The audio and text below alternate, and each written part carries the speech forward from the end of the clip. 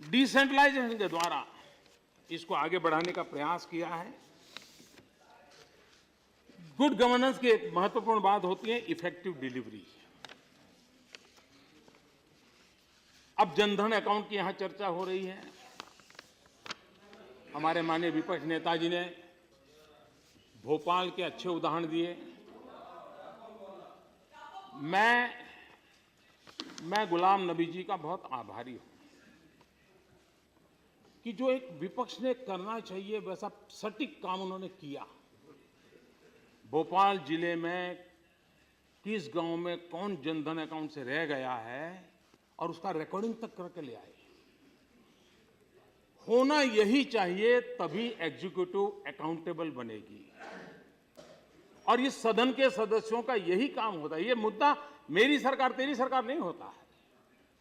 और मैं मानता हूं ये सही दिशा का ये प्रयास है।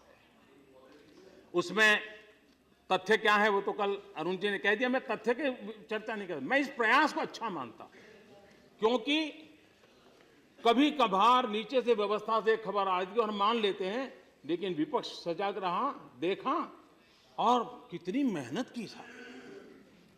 सत्ता में इतनी मेहनत की होती तो जनधन अकाउंट का काम मुझे करना ही नहीं पड़ता। बाल की खाल उधेड़ी, बाल की खाल उधेड़ी। लेकिन फिर भी अच्छा किया साहब।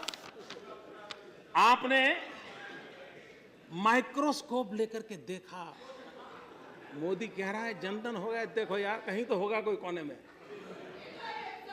बहुत माइक्रोस्कोप लेकर के निकले। लेकिन साहब आप इतने साल माइक्रोस्कोप नहीं, अगर बाइनोकुलर से भी देख करके काम किया होता तो आज ये मेहनत मेरे जिम्मे ना। आज माइक्रोस्कोप लेकर के घूम रहे हो, अच्छा होता जब सत्ता में थे बाइनोकुलर से भी देख करके काम को निपटारा करने का प्रयास किया होता। और इसलिए